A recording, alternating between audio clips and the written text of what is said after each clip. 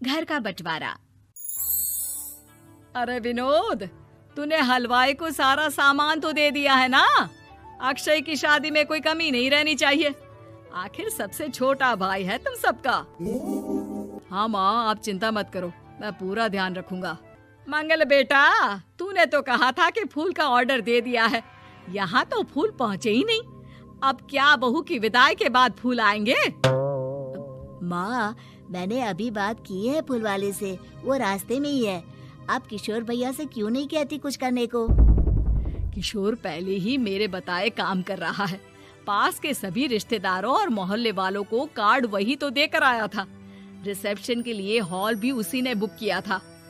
Tent कुर्सी वालों को भी तो वही देख रहा है। पर कई मोहल्ले वाले तो हमारे भरे पूरे परिवार से जलते भी हैं। उन्हें बुलाने की क्या जरूरत थी?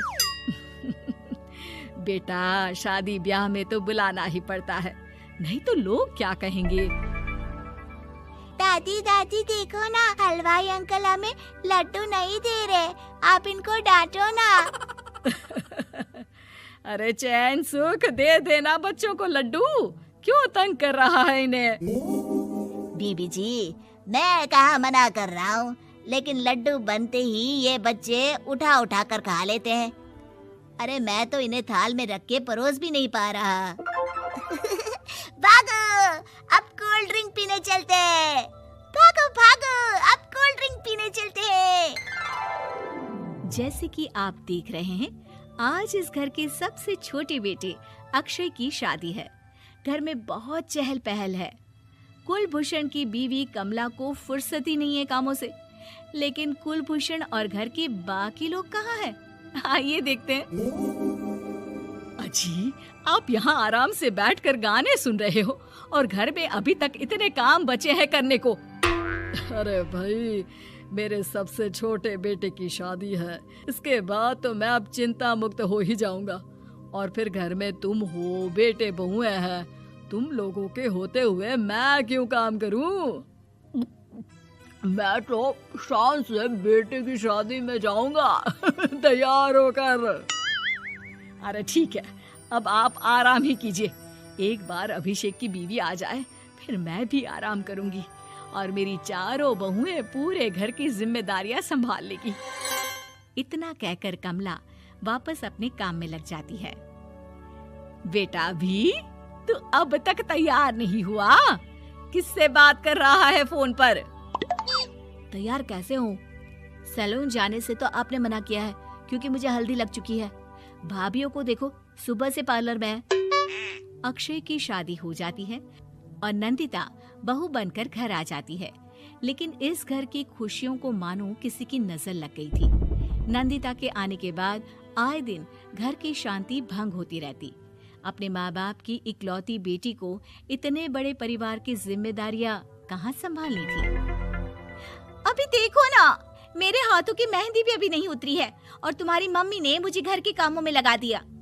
मैंने सोचा था कि घर की सबसे छोटी बहू होने के कारण मुझे सब पलकों पर बिठा के रखेंगे, पर यहाँ तो पलक झपकने की भी फुर्सत नहीं मिलती। देखो नंदू, शादी के पहले ही मेरे घर वालों ने तुम्हें और तुम्हारे पेरेंट्स को बता दिया था कि मैं जॉइंट फैमिली में रहता हूँ, तो फिर अब ये शिकायत क्यों? और फिर तुमसे पहले मेरी भाभी भी तो आई थी शादी करके, उन्होंने तो कभी कुछ नहीं कहा। नंदिता तब तो चुप हो जाती है, लेकिन ऐसा बहुत दिनों तक नहीं चलता। अरे नंदिता, माँ बाबूजी की दवाई का टाइम हो गया है, उन्हें दवाई दिलाओ और उसके बाद सबके लिए नाश्ता बना देना। पर भाभी, मैं तो अभी अपना फेवरेट सीरियल देख रही हूँ। प्लीज मेरी जगह आप कर लो ना ये काम। ठीक है, मैं तेरी जगह माँ बाबूजी को दवाई दे आती हूँ और नाश्ता बना लेती हूँ। तू मेरी जगह पूरे घर की डस्टिंग करके 5 बच्चों को स्कूल के लिए तैयार करके भेज देना और दोपहर का खाना बनाने के बाद कपड़े धोकर सुखा देना। उसके बाद हम दोनों मिलकर बाजार जाकर सब्जी ले आएंगे, फिर डिनर की तैयारी कर लेंगे और उसके बाद बस भाभी, मैं माँ बाबूजी को दवाई देकर सबके लिए नाश्ता बना देती हूँ। हे भगवान, ये कहाँ लाकर फंसा दिया मुझे। मेरे घर में तो गिनती की 8 रोटियां और 2 सब्जी बनती थी और नाश्ता निपट जाता था, यहाँ तो रोटियों का ढेर और सब्जियाँ बड़े बड़े पतीलों में बनानी पड़ती है। नाश्ता बनते बनते लंच का टाइम हो जाता है और लंच बनते बनते डिनर का। अभी मुझ में तुम्हारे पूरे परिवार का नखरा उठाने की और ताकत नहीं बची। मैं ऐसे नहीं रह सकती। अरे तो क्या चाहती हो तुम? मुझे अलग रहना है बस। तो ठीक है, हम कल ही शिफ्ट हो जाएंगे किराए के घर में।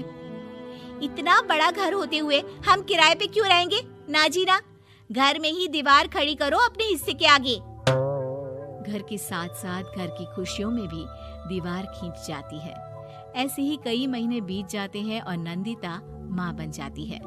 बच्चे के आने से अभिषेक के कंधों पर खर्चों का बोझ आ पड़ता है। अभिषेक का बोझ कम करने के लिए नंदिता भी पार्ट टाइम जॉब कर लेती है, लेकिन इससे उसके सर पर नौकरी, घर और बच्चे की जिम्मेदारी बढ़ जाती है। नंदिता, ये क्या है? तुमने घर भी ठीक से साफ नहीं किया, ना ही मेरे कपड़े धुले हैं। चिंटू के बाल भी कटवाने जाना था, देखो उसके बाल कितने बढ़ गए हैं। अरे करती क्या हो पूरा दिन तुम? मैं करती क्या हूँ? तुम्हारा नाश्ता और लंच बनाने के बाद चिंटू को डे केयर सेंटर पर छोड़ कर आती हूँ, फिर खुद ऑफिस जाती हूँ। पूरा दिन काम करके आने के बाद बिना आराम किए बाजार से सब्जियाँ लेकर आती हूँ, घर आकर खाना बनाती हूँ, चिंटू को देखती हूँ और क्या करूँ मैं? तो किसने कहा था अपने सर पर इतने काम लेने को? मत जाओ ऑफिस। ऑफिस जाए बिना घर के खर्चे कहाँ से पूरे होंगे?